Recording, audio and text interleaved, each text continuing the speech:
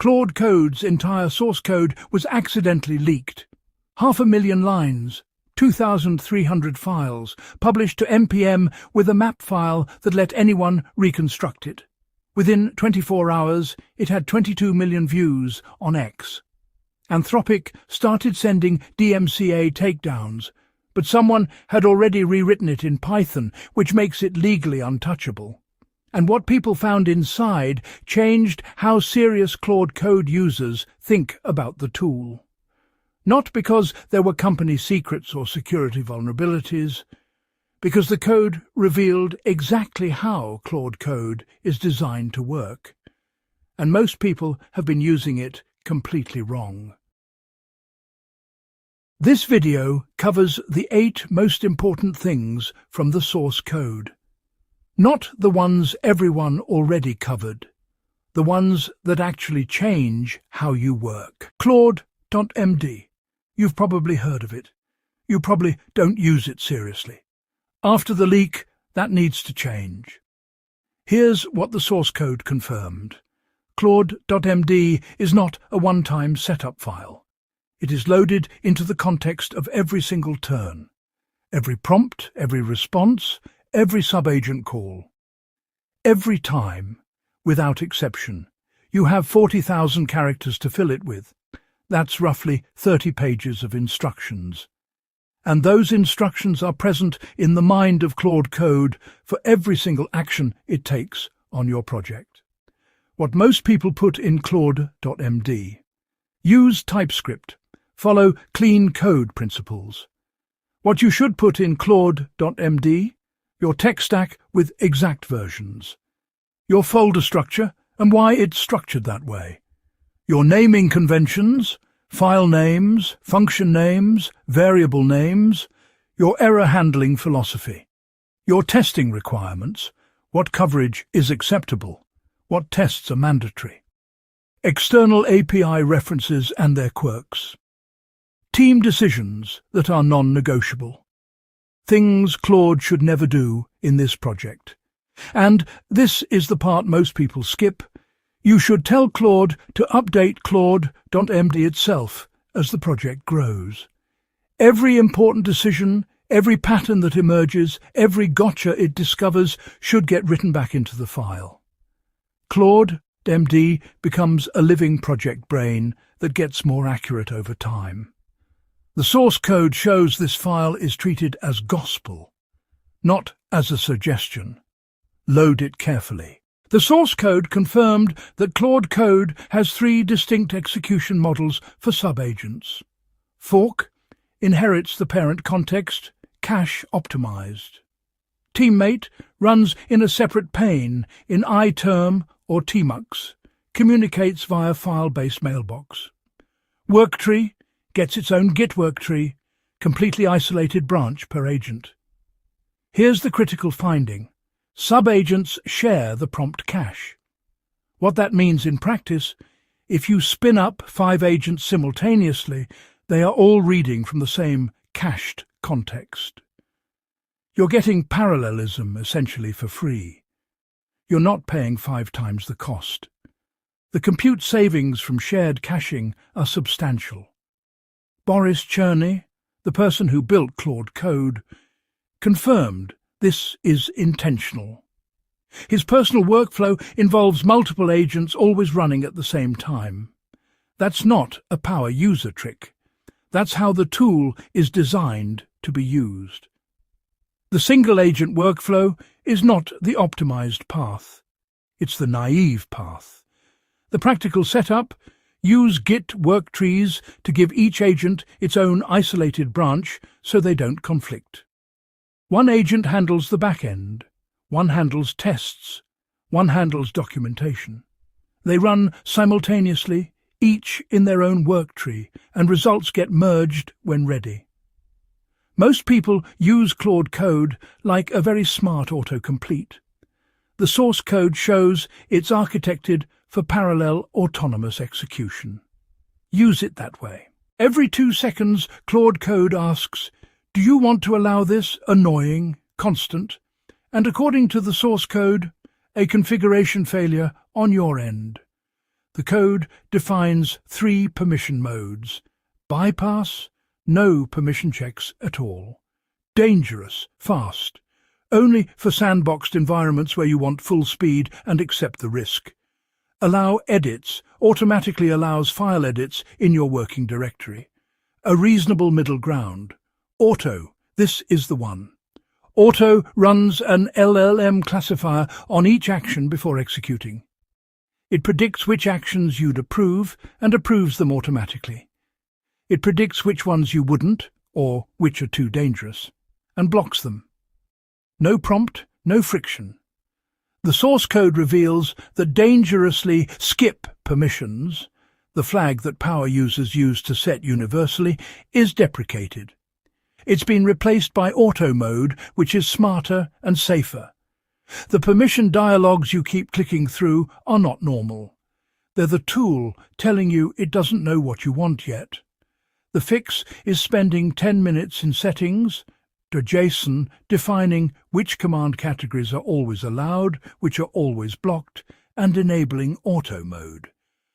After that, the constant interruptions stop. This one surprised even experienced users. The source code documents 5 distinct compaction methods, 5 different ways Claude Code manages what it remembers and what it discards. Micro-compact, time-based clearing of old tool results, happens automatically in the background. Context collapse summarizes spans of conversation into shorter representations.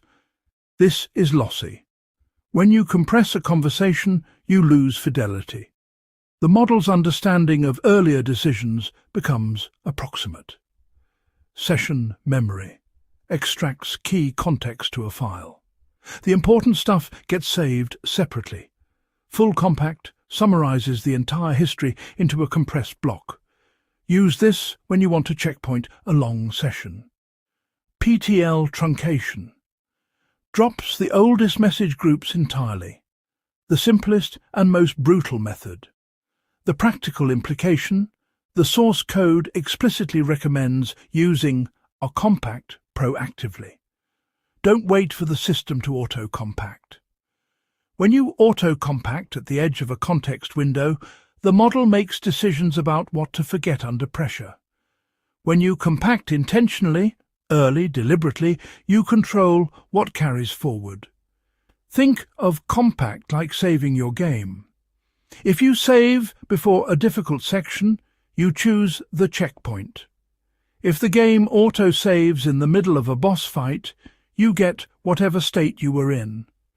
There's also a detail that changes how you should paste code. Large tool results get stored to disk with only an 8 kilobyte preview sent to the model. If you paste a massive file, Claude may only see a fraction of it. Keep inputs focused. Don't paste entire code bases and expect Claude to hold them in mind. Most users know about maybe a dozen Claude Code tools. The source code lists over 60. But more importantly, it reveals how they're partitioned. 2 categories with fundamentally different behavior.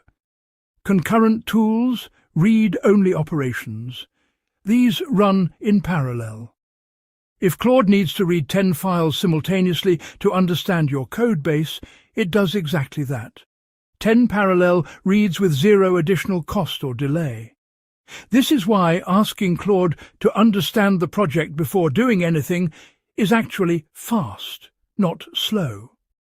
Serialized tools, mutating operations, edits, writes, bash commands, these run one at a time, in sequence. This is intentional. It's the safety layer that prevents Claude from making conflicting changes simultaneously. The practical implication: reconnaissance is fast and free. Give Claude as much read access as it needs to understand context before acting. Don't worry about it burning time reading files. Worry about giving it too little context and having it guess. This is the one from the source code that caused the most discussion among developers who read it, because almost nobody knew it existed. Claude Code has a hook system. 6 trigger points where you can attach custom behavior. Pre-tool use, post-tool use, user prompt submit, session start, session stop, and others. 5 types of hooks: command, prompt, agent, HTTP, and function. Here's why this matters. One of the most common complaints about Claude Code: it writes new code but doesn't update the documentation. You have to remind it every time. With hooks, you solve this permanently. On every new commit, a post-tool use hook fires that checks the affected files, identifies any documentation that needs updating, and updates it automatically. You never remind Claude about documentation again. Other applications automatically run your test suite after any edit hook. Log every action to a file for auditing. Trigger a Slack notification when a long-running task completes.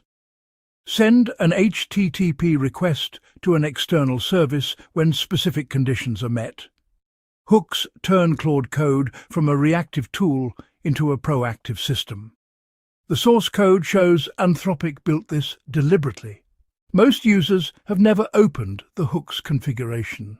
The source code reveals the session architecture in detail. Every conversation is saved as a JSON file at Claude projects #session id.jsonly. Sessions are persistent, they are resumable, and they accumulate something valuable: session memory, structured summaries of task specifications, file lists, workflow state, errors, and lessons learned. That session memory builds up the longer you work in a continuous session. It's the closest thing Claude Code has to long-term project knowledge. The practical implication: resuming a session is better than starting a new one, almost always. When you start fresh, you lose that accumulated context. When you resume, Claude picks up with the learned state of your project. Use continue to resume your last session. Use resume session id to resume a specific one. Stop treating each Claude Code conversation as disposable. The source code also confirms that streaming architecture makes interruption cheap. If Claude is heading in the wrong direction, wrong approach, wrong file, wrong assumption, stop it immediately. You're not losing tokens. The sunk cost of a bad trajectory is far more expensive than the cost of interrupting and redirecting. Cut it off early. Redirect. Continue. Here's the honest assessment of what the leak actually means. The source code contains no customer data, no API keys, no model weights, no proprietary training information. What it contains is the harness, the scaffolding that makes Claude models work better in a coding context. That harness is now visible to every open-source project, every competitor, every developer who wants to study it. Projects like Open Code and Open Claude are already integrating insights from the leaked source. Within weeks, many of the techniques that made Claude Code exceptional, the Claude.md loading, the prompt cache sharing, the permission classifier, will appear in open alternatives. But here's what the leak also revealed. The magic isn't only in the harness. It's in the combination of the harness and Claude's specific model behavior. Competitors who plug a different model into a Claude Code-style harness will get different results. The synergy between the scaffolding and the model is what makes it work. The leak made Anthropic look slightly careless. It did not expose their core competitive advantage. Their models still work better in this harness than other models do. That's the moat. What it did do is accelerate the entire ecosystem. Open source harnesses will get better faster, which means every developer who builds on top of these ideas benefits. That includes you. 8 things from the source code. None of them required waiting for Anthropic to document them. The Claude.md file is loaded every turn. Use all 40,000 characters. Subagents share prompt cache. Run multiple agents in parallel. The permission dialogues are a configuration failure. Set up auto mode. Use compact intentionally before you need to. Concurrent tools are free. Give Claude read access freely. Hooks exist. Automate your documentation and testing. Sessions are persistent. Stop starting fresh. And the harness plus the model is what makes this work. The harness alone isn't the edge. The resources, the Python rewrite of the source code, the Claude.md template I use, and the settings.json for auto mode are linked in the description. Subscribe if this was useful. See you in the next one.